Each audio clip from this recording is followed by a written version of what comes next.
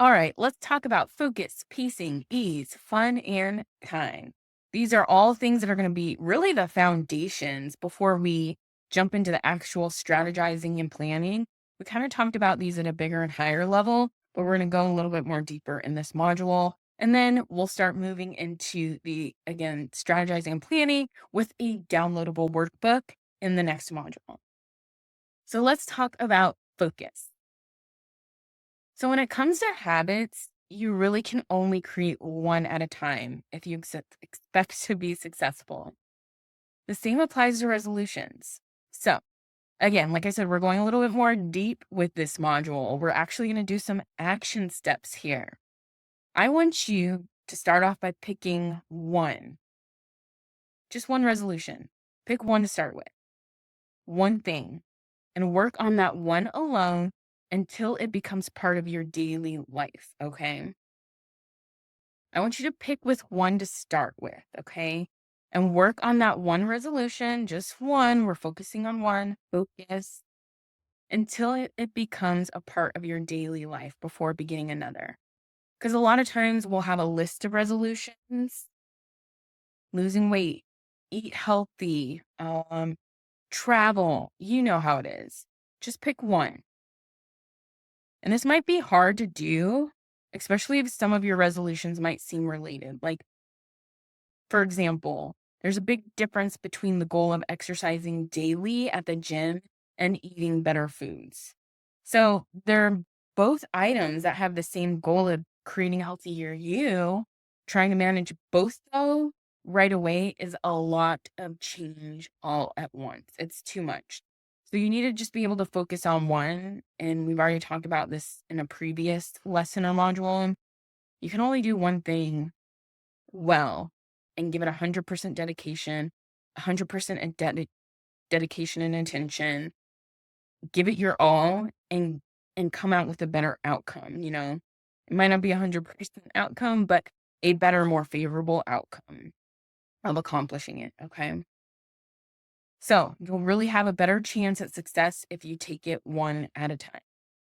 So, take this time to go ahead and pick one of your resolutions to start with. And that's what we're going to focus on throughout the rest of the course. Pacing. We've talked about this again earlier on in her previous lesson or module, but I really want to emphasize on going slow. Like I talked about at the beginning of the course, you need to focus and take this time, this season. If you live seasonally, or you've never even heard about living seasonally, take winter as the time you need to go slow, to build these foundations, to really work through this, to make it part of your day to day with your one resolution. Slow and steady is the course, right? Because honestly, habits take time to change. And the last thing you want to do is to throw away all of your energy at once. So, action step: take baby steps with your one resolution. We'll talk a little bit more about planning and steps later, but I want you to take it slow, going no faster than you are comfortable going with. In fact, using this method, you're going to divide your resolution into steps. Okay. That's going to be the next part of our action. You're going to divide your resolution into steps. So, what is your one resolution? And then I want you to take some time to kind of see how you can break it down into steps. And if you can, the more smaller steps, the better. So maybe 8 to 10 steps if you can. This should keep your pacing slow enough to assure a successful outcome, regardless of the resolution that you've chosen. All right, so you have your one resolution, you've broken it down into steps. So within these steps, there's probably some easier steps and some harder steps and some in between. I want you to pick something easy to begin with, okay? Because doing what doesn't feel like hard work is more likely to lead to success. We're kind of just wired that way as humans. Our brains are literally wired that way. We are more apt to start with things that are easier, more enjoyable before doing anything really super hard. Okay. And honestly, If it's easy, you're more likely to stick with it. Think back to times where you took on something, right? Or even just your day to day. What do you start with? The easiest things. Don't be ashamed. Don't feel bad. It's nothing to feel bad about. It's actually a good thing because it's going to help you with the pacing, the momentum, and keeping the energy. Your new habits won't seem so daunting if you start with the simplest ones first instead of the complex ones. Complex can be daunting. You could become overwhelmed and anxious, which will then lead to you not wanting to do the thing because it's not enjoyable or fun, losing interest, burning out, or just giving up altogether. And I don't want that for you. All right. So we've got the one resolution. We're breaking them up into steps, and you're going to pick the first step as the most easiest one, the first thing that you're going to do when you attack this resolution. All right. So this one I love because people don't talk about it enough is make it fun. We want this to be fun. We want to keep the energy and the momentum going. Okay. Because anytime something looks like it's hard, like we were just talking about, the mind shies away from it. It's just how we are wired as human beings. If you can somehow make your resolution or your new habit fun, you're much more likely to result in success. So, can you make this resolution a game show? That's my question to you.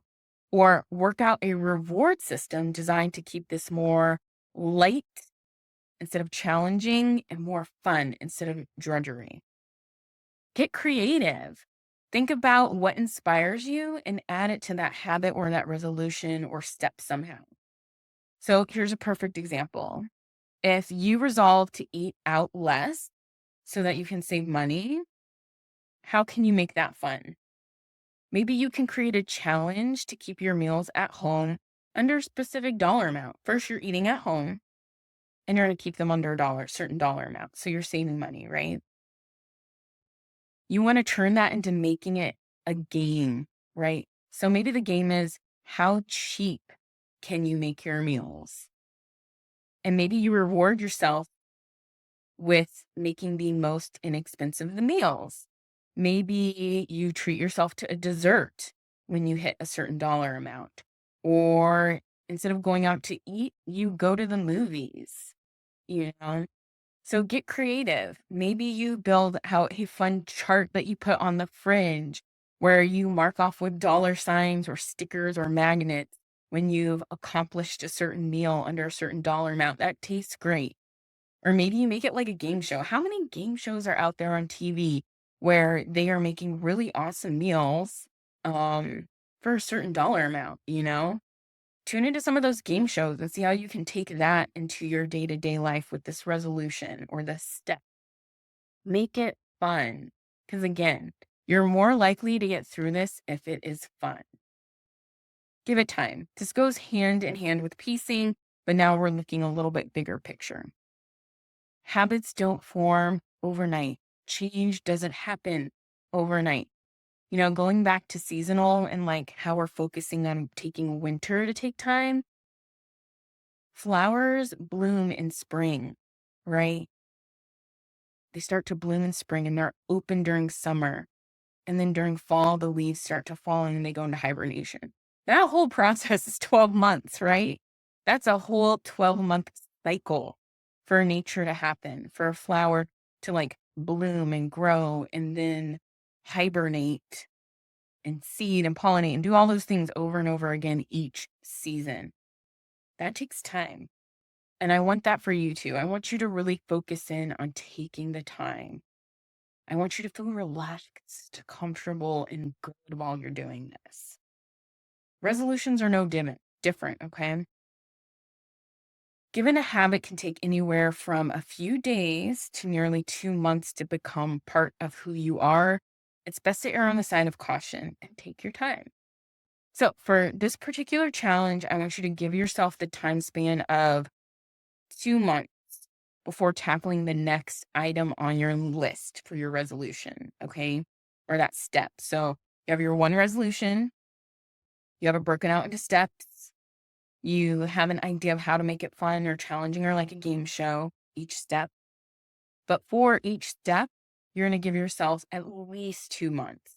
Now, it could take less time. And if it does, that is great. But I want you to give yourself more time than you need, or at least the time that you need, so you can take your time. We in our society today are in such a rush of getting things done. More is better, quicker, faster, better. No. When you take your time and you're relaxed, you're not anxious, burning out, creating other issues and problems. When you're present and you're able to be really in it and see it and able to plan and strategize and adjust accordingly, love what you do, have fun, create memories and moments and experiences, you are going to have a better chance of accomplishment, right?